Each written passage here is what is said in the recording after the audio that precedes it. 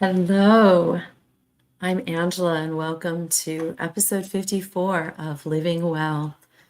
Today, as I reflect over this last year or so of being with you here in this way, in this space, I'm incredibly grateful and joy-filled. And one of the most important lessons that I've learned, and I continue to learn in new ways, in deeper ways, is our today's topic, and that is joy, JOMO, what I'm affectionately calling the joy of missing out. We live in a world, and this is not new information to you, I know. We live in a world where there is a continuous, when we were young, we dealt with peer pressure in a one-on-one way or a group to one way in school, predominantly in our social activities, in athletics. We deal with it to some degree at work, but social media, it's two sides of a coin. It's wonderful. First of all, digital technology and social is the way that it's allowing me to try to connect with more people and share some examples from my life that could work for you to improve the quality of your living well today. The other side of that coin, like everything on this planet, the duality of that is that it can set even more dramatic tempo in place of what we already feel naturally as humans, which is the capacity to compare our lives to those of others and feel like we're missing out on something. And it's this kind of current running through our daily lives of this fear that it plays on our fear of not being good enough, frankly. So I'm not good enough to be invited to that party, or I'm not good enough to have that kind of life. I'm not smart enough to have that kind of life that I'm seeing there, and I'm missing out. And of course, the very essence of that robs us of the beauty and the joy that is. That's always right here in our physical footprint, and our emotional footprint, and our spiritual footprint. So today we're talking about how to get really happy and joyful about missing out, and that it's a reframing of missing out on something is not a loss but a gift. It's a gift you choose intentionally. And intention is everything. We learn that every week in new ways. But this idea of disengaging from that which doesn't really truly feed us, and how do we know if it feeds us or not? If you're feeling better and more joyful, you're in the right place. If you're feeling less than, discouraged, disappointed, guilty, anxious, shameful, any of those very low vibration experiences and emotions, then it's not right for you. It's not feeding you, it's robbing you. It's stealing your joy. It's stealing your joy.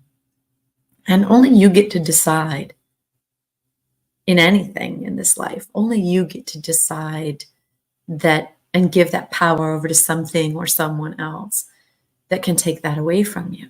You naturally possess it, and there are ways you can cultivate it, certainly, and amplify it. That's what we're going to talk about today. How do you amplify your joy and intentionally create time, not for the things that you think you should be doing, but for the things that your body and your spirit and your heart and your mind reaffirm through the way that you feel that you are doing, that you are being. And we're going to make that distinction between doing and being, because there is a distinction there.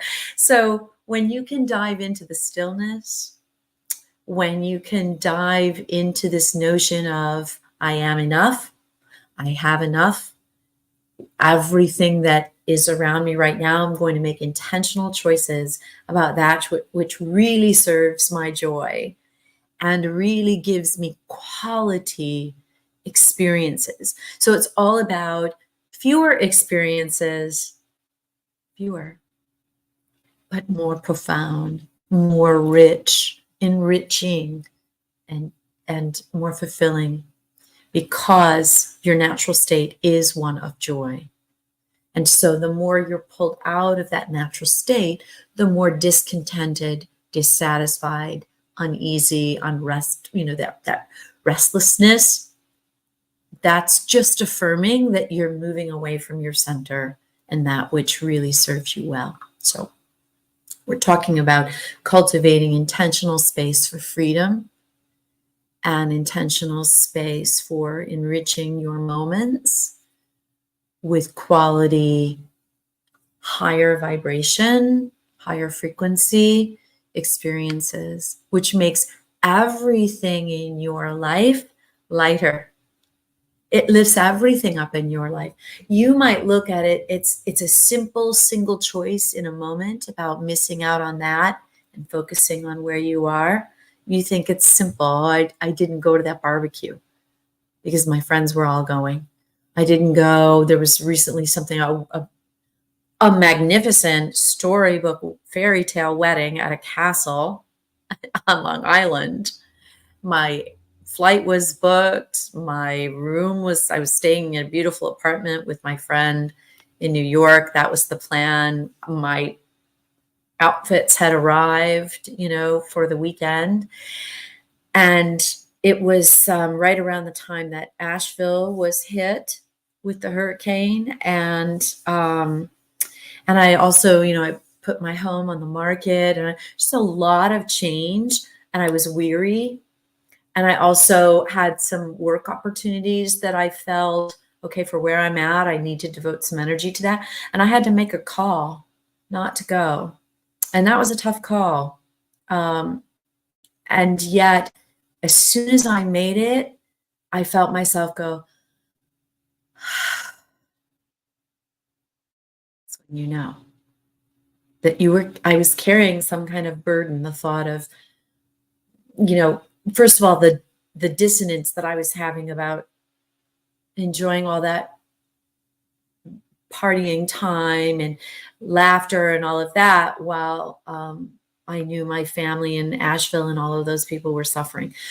I don't propose that you should suffer too if others are suffering. That's not it at all. If you watched last week's episode, the special episode 53, it was all to do with these splitting realities that we're all experiencing on planet Earth, and making a decision to rise up and to continue to improve the quality of your life and how you view your world, as opposed to maybe choices that others are making to live in a less beautiful place.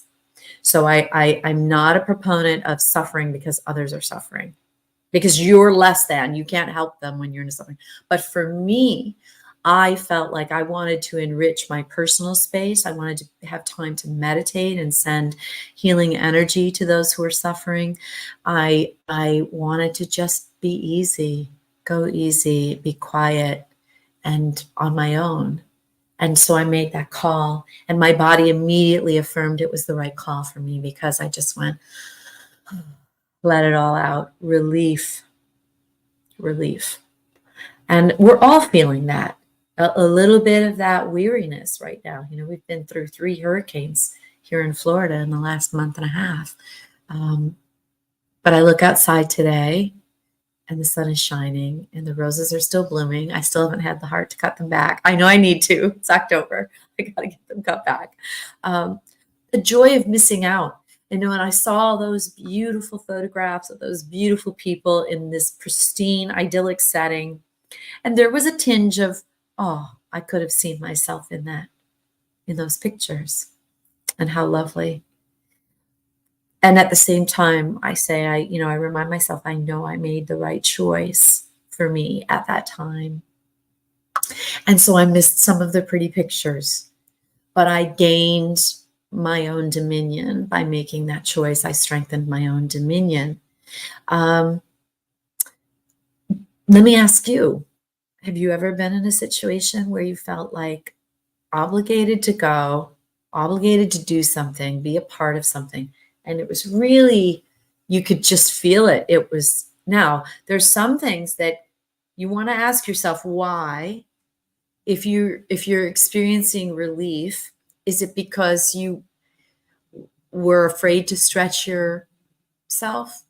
Because sometimes it's good to do that, to stretch yourself, to step outside of the known and into the unknown. But you don't have to scare yourself in order to do that. You just take tinier steps. But I don't think that there's a human on this earth that could say that they haven't at one point or another had FOMO, fear of missing out on something. And social media certainly exacerbates that. Prioritizing your own plan. So what can it bring when you choose peace and intentionality over busyness and inclusion? What can you gain? Well, clarity and calmness, mental clarity and calmness. When you remove that pressure and you get when you get that immediately lowers your cortisol in your bloodstream, which is a reduction in stress in the body and in your brain. It reduces anxiety, certainly. You also deepen your create a stronger connection with what matters to you. It's discernment. And discernment is a gift we earn through time and experiences. We're born with discernment. We're born very wise. And then through most often good intentions, through systems and cultural and parental things, that those certainties and those discernments are blurred. And we begin adhering through pressures to expectations that may not vibe with us. They don't resonate with us. And we know it somewhere deep within us, and yet the pressure is great enough. And the models around us and the environment around us that are shaping us are so powerful. And we want to be taken care of. We want to be supported. We want to be included. We're a social creature. What I ask you is, at what price? So we're well-meaning when we offer advice to our children. Sometimes that robs them of their own dominion and their own discernment, and learning to sharpen that tool of discernment. So when you begin to choose what really matters and make those small choices, we're talking about nuance here, the little choice about, I don't feel like going to the grocery store right now. Or, the laundry can wait. It'll be there tomorrow. I need to rest, or I need to meditate, or I need to take a walk in nature. I just am feeling heavy, a heaviness, and I need to lighten that load. Maybe laundry and that task and organizing, maybe that does that for you. For a lot of people, it doesn't. But learning to make those choices, focusing on meaningful relationships and activities that nourish your soul. JOMO gives you the space to do that. Increase productivity and creativity. Watch the ripple effect when you begin to honor those small choices and honor what your body's asking of you, what your heart's asking of you. You begin to trust yourself more. You begin to find greater certainty in the choices you are making and how you are devoting your time and energy. And that it's self-fulfilling. It brings you more energy. It brings you more joy in all areas of your life, more creativity, etc. It also gives you more opportunities for self-care. Whether it is, again, taking time to smell the flowers in the garden, to make a small floral arrangement, to go refinish that piece of antique, furniture that you've been wanting to do. going fly fishing, whatever it might be, but that which feeds your mental, physical well-being, as opposed to going and being somewhere and in an environment and doing some activity where you are there because you have to be, not because you desire to be. So we've all seen it. We've all seen friends and colleagues give up, do a digital detox, and give it a break from social media. I would offer that as one way, one channel for nourishing JOMO. FOMO gets us into this comparison trap. And let's talk a little bit about ways that, and this is just in general, how do we stay centered in the eye of the storm? How do we remind ourselves that we are good enough, we are smart enough, we are right where we need to be right now? You walk, in a sense, a path of paradox, meaning that I love who I am. I love where I am. I love the blessings bestowed upon me. I'm so appreciative of the beauty around me and in my life as it is. I'm happy with my weight as I am. I'm happy with my hair color as I am, my eyesight, my whatever might be going on in your body, even if it's less than ideal. What is ideal? Ideal is out here somewhere, out there on the horizon. And if you're always just reaching for the ideal, you miss the moment. You miss your life, because life only happens right here. So as you get present and as you say, I am enough, I'm going to pull away from those environmental things that support comparison, i.e. social media. I'm going to practice gratitude and appreciation for my own life, right where I am. The parallel that you live within yourself is you say, I am where I am, and I love where I am, and I appreciate where I am, while I recognize I have dreams, and I have desires, and I have ways in which I want to improve my knowing, my well-being, my health, my emotional state, my financial state, whatever it might be for you. But I'm going to embrace where I am. And it doesn't mean that you are forfeiting anything beyond what is. We are always growing, evolving creatures, and that's important to nurture that. But you also, at the very same time, you say, and while I am learning and growing, I am being right where I am. And I'm so thankful for that. I've got air in my lungs, clothes on my back, food on my table. And for that, I'm grateful. Thank you, thank you, thank you. Remember, when you go on social media, what you see is not the full story. I share images of the beauty that I've helped. And I say I've helped because it's been in partnership with Source, in partnership with many, to create the beauty that I have around me and in my life. It comes with responsibility. It's not certainly without its challenges. And I've shared some of those, and I've shared some of the challenges in my life. And it's interesting. Someone made a comment on one of my social posts last week when I was doing some prayers for Asheville and the people in Asheville and anywhere that are suffering in the world. And someone shared a story, which was a lovely story of in Hungary. There in Hungarian tradition in Hungary, there is a tradition of the priests ringing the bells in the churches along the path of a storm. And their concept was, as they rang those bells, creating sound vibration, which is very much a real thing, that it would help dissipate the strength of the energy of the storm. And I shared it and I said, I love this, because I'm a very big proponent and devotee of sound and sound energy and vibration.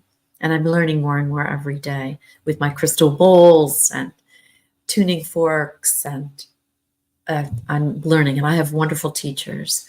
But understand that there's a collective story that is created.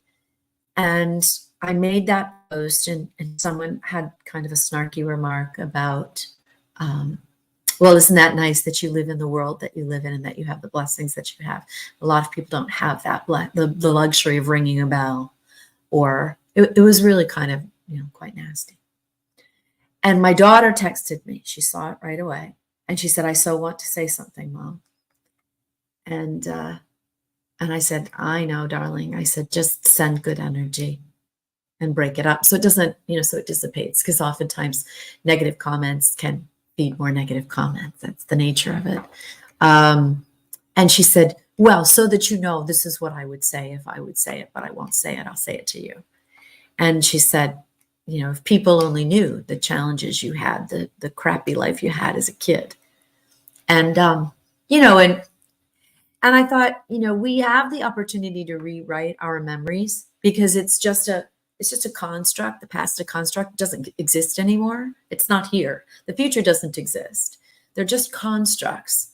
Right. Only thing that ever exists is right here. This, present moment.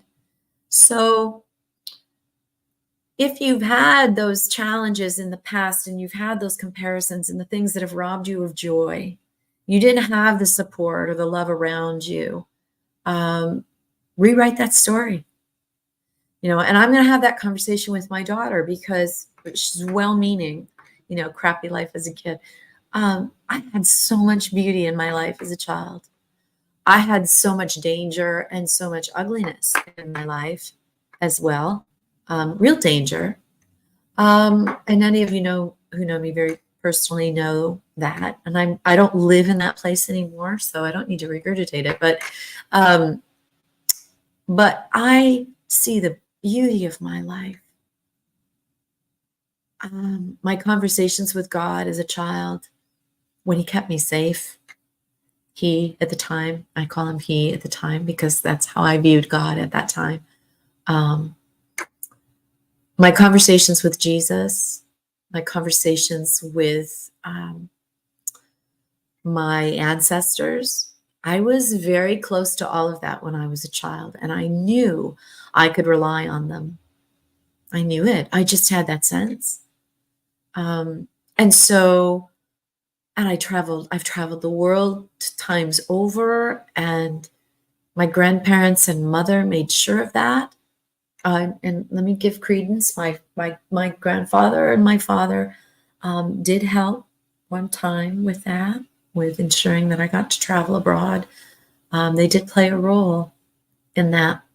And, despite the challenges with my dad, he taught me, and I sent him a letter about this before his passing.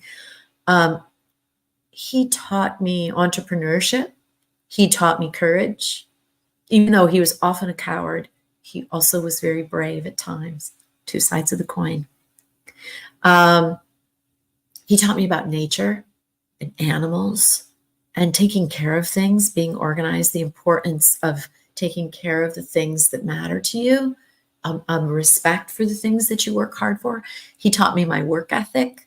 My father had an unending work ethic, and he was a dreamer, but he never could really fully convert those dreams because he always had FOMO.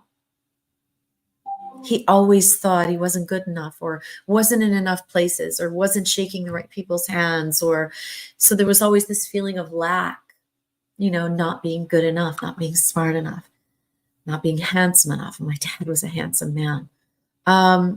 So JOMO, he found moments of it. But if we can learn from the lessons of our parents, the generations before us, if we can say, I am making a new choice. I am saying no more often to the things that others think I should be at or being a part of. Let them do their thing. Let them do their story. I'm going to do me. I'm going to do my story. And I am at the helm of that story. I am the writer. I'm the author of my own story, and I get to decide. And today I decide just to walk in the garden is what suits me. Yeah. Set boundaries with your time and energy. If you want JOMO to be a regular part of your everyday experience, you have to honor that and set boundaries. Learn to say no to certain commitments that don't serve your well-being, that feel uneasy the minute you think about doing them.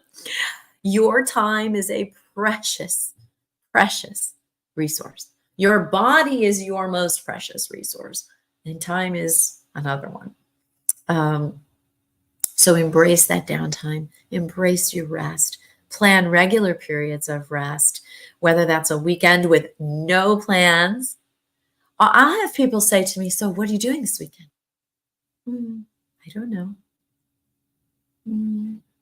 I'll take some walks in nature. I'll play in my garden. I'll probably write some lyrics for a song. I'll sing. I'll dance. I'll arrange flowers. I'll sip a cup of coffee.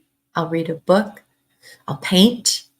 I'll take my camera, and you may have seen on my things. I'm really into macro and micro photography right now. It's so fascinating to me to see life on that teeny tiny level. And yet it's such a big, expansive level at the same time, macro, micro. Mindfulness. Practice mindfulness. We're going to finish today with just a few minutes together doing quick but powerful meditation for the joy of missing out. But find and build in those moments of solitude. It's really important. The quietude, the quietness, it's really important. So that your brain can parse away the things that it doesn't need and refresh with space, white space. White space is great for creativity. Journal, just simply sit, light a candle, reflect on your year, reflect on what you would like the coming year to feel like and look like. Make a vision board this weekend, and post it somewhere, you'll see it. But just sit in silence and observe how you're feeling. How does your body feel in this quiet place? And don't fight it, just let it be. And by letting it be, it starts to loosen the knots on its own. Prioritize what brings joy instead of trying to do everything. Focus on the few things that really bring you laughter and fulfillment. Maybe go volunteer at the food pantry. The food pantries are really short of volunteers right now. So we certainly, post-storms, have lots of ways to serve. So serving feels really great. I've got a quote here I want to read to you from John C. Maxwell, who's a self-development guru. And he says, learn to say no to the good so you can say yes to the best. JOMO is all about saying yes to the best. And this is true with relationships in your life. This is, I've been on my own for a really long time. I've had relationships in and out, and I've had lots of offers and opportunities. And that's not bragging. It's just anyone. This is true for nearly everyone. And they were good men, really good men. JOMO. I'm wanting to say yes to the best for me. The best reflects me, parts of me that I love and parts of me that I want to evolve further. So here's the challenge for this week. And I don't even like saying that. It's not a challenge. Here's the offer. Here's the gift. Here's the opportunity for this week. Pick one event, one commitment, something that doesn't, somewhere within you is not resonating with you, doesn't serve you truly in the best way, and bow out of it. Just say no, and you don't have to, fib, or you just say, I'm just feeling like I've got to take this time for me for something right now. Just be vague and be honest, but you don't have to rationalize. You don't have to give them an excuse. You don't owe them that. You owe more to yourself to give yourself this quiet, simple, honoring time. Replace it with something that brings you joy, real joy. And we did this exercise a bit ago about, when you were 5 or 6 or 7 years old, what was it then that just lit you up? Was it a specific game? Was it hide and seek? Was it drawing? Was it playing guitar? Was it picking up a harmonica or a kazoo? Was it fishing? Was it hiking? Was it volunteering? Was it being in church and helping people? Was it cooking? Maybe you just loved baking in the kitchen with your grandma or your mom, or carving pumpkins, coloring books. I don't know, playing Simon Says, dodgeball, swinging a baseball bat. What was it? Just, you absolutely knew it was for you. Do that. Bow out of this other thing this week and do that instead. Color in a coloring book? Yeah. Go to the dollar store, grab yourself a coloring book and color. Maybe try coloring outside the lines, right? Coloring outside the lines. If you don't want the coloring book and you want to just get creative, get some construction paper, get some, do the pumpkins this weekend with your grandkids or your kids or your nephews and nieces, whatever. Do that. You will not be disappointed. And let me know on social media. Comment, let me know. Hey, JOMO, the JOMO hashtag JOMO gift, the JOMO gift, the joy of missing out, the gift of missing out. So let's take a few moments before we wrap. And if you can, feet on the floor, even if you're in your vehicle, pull aside, park, wherever you're at, your office, desk, your living room couch, wherever you are right now, or if you're watching this on replay and you're out at a park somewhere, or who knows, right? Different strokes for different folks. Just close your eyes for a moment and take in your breath the way we always do, through your nose, ideally, if you can, and exhale through your mouth. And we're going to breathe and we're going to reflect on the stillness that is here with us. So take a deep breath in through your nose.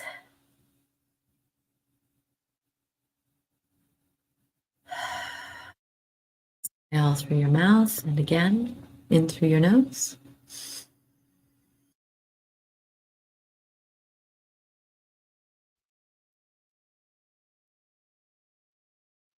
And just notice any areas of tension in your body. Just do a quick scan from the top of your head, back of your eyes, your face, your cheekbones, your jaw. We tend to carry a lot of FOMO in our jaw and neck, shoulders. And each time you breathe, as you exhale, just kind of send that nice breath to that area as you breathe in. And then as you exhale that tightness, that tension, that fear.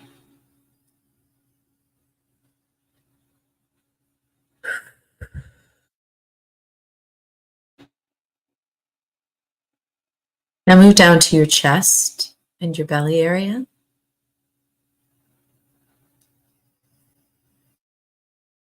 I just felt my shoulders and my chest drop about a half an inch.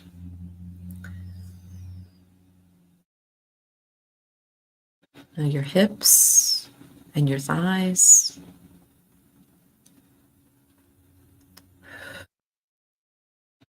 Knees, your calves. your ankles, your feet.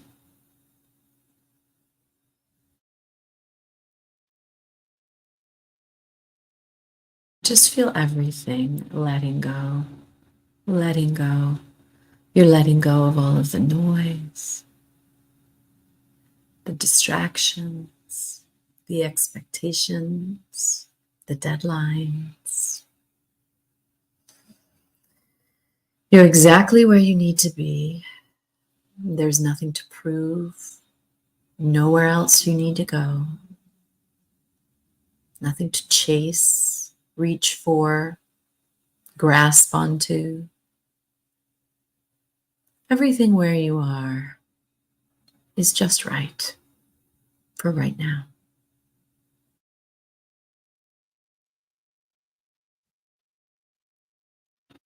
Will you honor yourself this week? How will you choose joy over fear? It's in little moments like this where you can get quiet and let go and just be.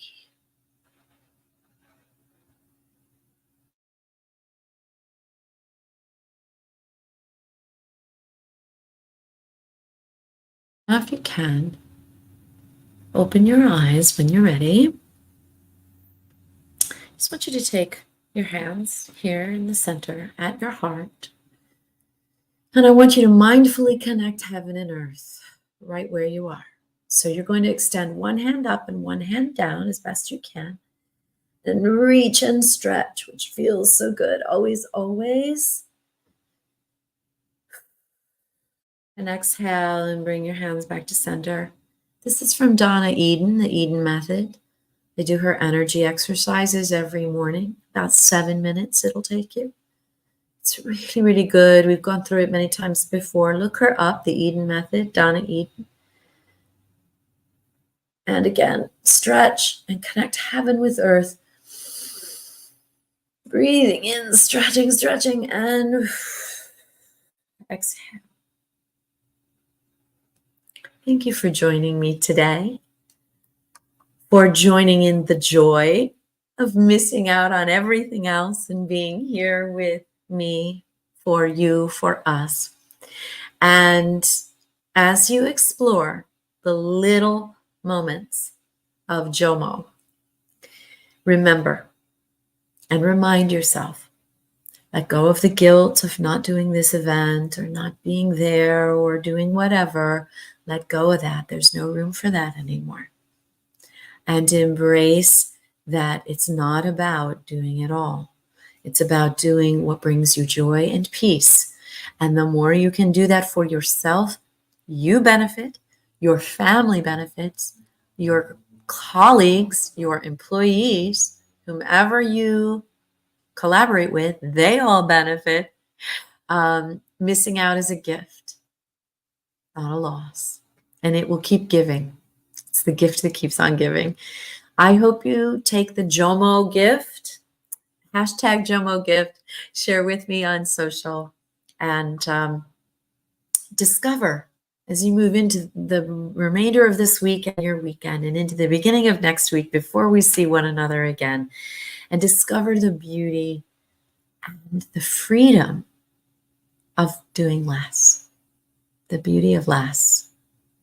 Until next time, I'm Angela Moonen, and please share this with whomever you think always says to you, I'm too busy to go for a walk, I'm too busy to do this, or you see that, you see their life as being very jammed with on the calendar.